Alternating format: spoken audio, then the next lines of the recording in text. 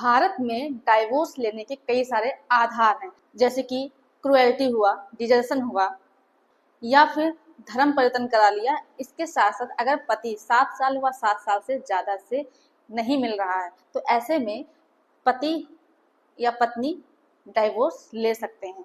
तो मैटर ये नहीं करता है कि किस तरह से आप डाइवोर्स ले सकते हैं, मैटर ये करता है कि आपको कितने समय में डाइवोर्स मिल सकता है। क्योंकि डाइवोर्स का जब कोई व्यक्ति केस करता है तो सालों साल लग जाते हैं डाइवोर्स मिलने में। फिर हाई कोर्ट में जाकर के स्टे ले लेते हैं, वहां से अगर रिलीफ नहीं मिलता है तो वो सुप्रीम कोर्ट पहुंच जाते हैं। तो जो ऑनरेबल सुप्रीम कोर्ट का एक जजमेंट आया है उसमें सुप्रीम कोर्ट खुद ये बात कह रही है कि क्या कोई ग्राउंड ऐसा है जिससे कि हम जल्दी जल्दी डाइवोर्स ले लें, क्यों हम अपने 4-5 साल बर्बाद करें डाइवोर्स लेने के लिए। तो क्या उन्होंने यानी कि ऑनरेबल सुप्रीम कोर्ट ने क्या एक ट्रिक बताई है जिसके माध्यम से आप जल्दी से जल्दी डाइवोर्स ले सकते हैं। तो आज हम आपको इस वीडियो के माध्यम से उस जजमेंट के बारे में विस्तारपूर्वक बताएंगे। तो आप लोगों को करना क्या है कि वीडियो को पूरा अंत तक देखना है, बिल्कुल भी स्किप नहीं करना है, तभी आप लोगों को अच्छे से जानकारी समझ में आएगी। दूसरा काम आपको ये करना है कि अगर आप नए हैं, चैनल में पहली बार आए हैं, तो ये आपका ही चैनल है, आप इसे सब्सक्राइब जरूर कर दें, साथ में बेल आइकन जरूर दबा दें, जिससे कि हम जो भी नई अपडेट डालें उसका नोटिफिकेशन आपके पास आता रहे और आप जानकारी प्राप्त करते रहें। नमस्कार दोस्तों, मैं हूँ एडवोकेट दिव्या मिश्रा, आपका आपके इस यूट्यूब चैनल में स्वागत है। हम जिस जजमेंट की बात करने वाले हैं वो 8 जुलाई 2024 में आया था। तो इस केस में होता ये है कि एक पार्टनर की शादी होती है 1999 में और उसके बाद उनके 2 बच्चे होते हैं। फिर इसके बाद जब बच्चे होते हैं उसके बाद पति पत्नी के आपस में मनमुटाव बढ़ जाते हैं। उन्हें ये चीज महसूस होती है कि अब वो दोनों एक साथ नहीं रह सकते हैं। जब मनमुटाव ज्यादा बढ़ जाता है तो पत्नी क्या करती है कि वो अपना ससुराल छोड़ के चली जाती है। इसके बाद पति सेक्शन 9 का प्रयोग करता है। सेक्शन 9 का केस करने का मतलब ये होता है कि अगर आपका पार्टनर फिजिकल एक्सेस छोड़ के चला गया है तो आप सेक्शन 9 के माध्यम से अपने पार्टनर को वापस अपने पास बुला सकते हैं। तो सेक्शन 9 की एप्लीकेशन कोर्ट में लगा सकते हैं। और जब सेक्शन 9 की एप्लीकेशन कोर्ट में लगाता है पति, तो उसके बाद उसे सेक्शन 9 की डिग्री मिल जाती है और कोर्ट के द्वारा यह ऑर्डर दिया गया कि पत्नी को 3 महीने के अंदर अपने ससुराल वापस आकर के रहना होगा। लेकिन पत्नी ऑर्डर मिलने के बावजूद भी वापस अपने ससुराल नहीं आई। इसी बीच पति ने अपनी पत्नी के अगेंस्ट में डाइवोर्स के लिए केस कर दिया और उसने 2 ग्राउंड डाले।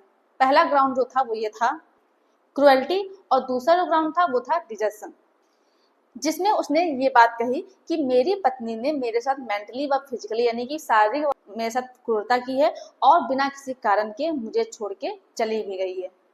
इसके बाद फैमिली कोर्ट ने पति की सारी बात को सुना समझा, इसके बाद डाइवोर्स को ग्रांट कर दिया।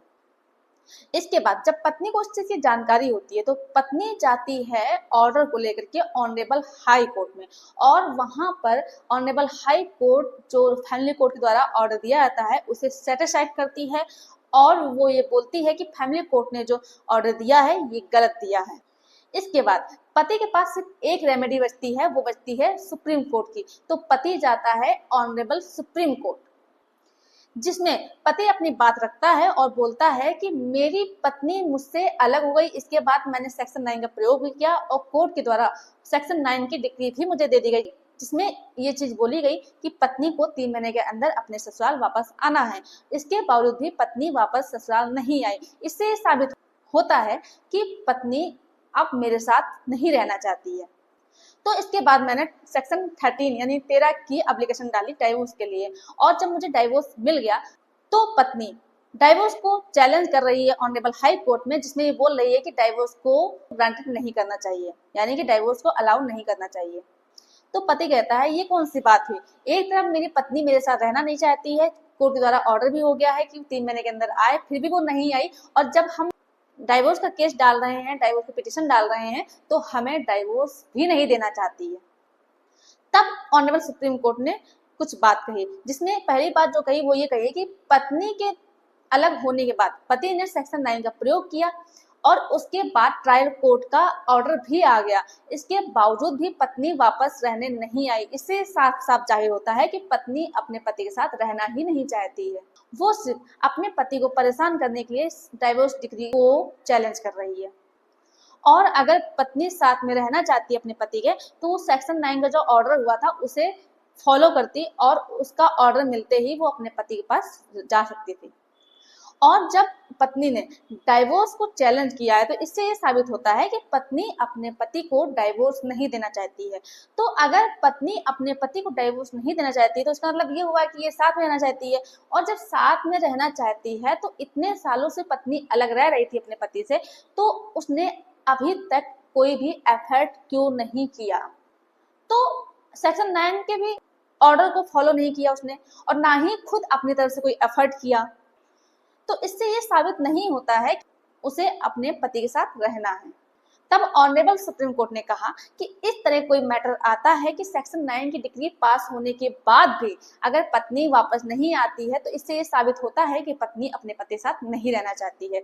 तो ऐसे में अगर पति डाइवोर्स लेने आता है तो उसका डाइवोर्स ग्रांट करना चाहिए।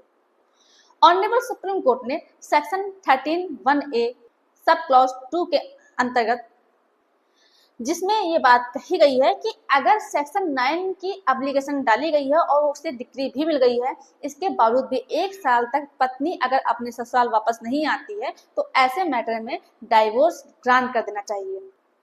तो ऑनरेबल सुप्रीम कोर्ट ने ये बात कही कि सेक्शन 9 का ऑर्डर हो गया है, पत्नी 1 साल से ज्यादा हो गई है, वापस नहीं आई है, तो ऐसे में पति को डाइवोर्स मिलना चाहिए। तो ये ट्रिक है एक, जिससे कि आप जल्दी से डाइवोर्स ले सकते हैं।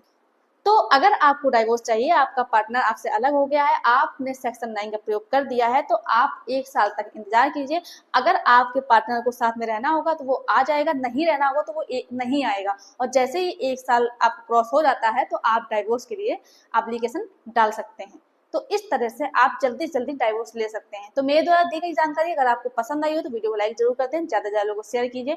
और अभी भी अगर आपने चैनल को सब्सक्राइब नहीं किया है तो ये आपका ही चैनल है, आप इसे सब्सक्राइब जरूर कर दें।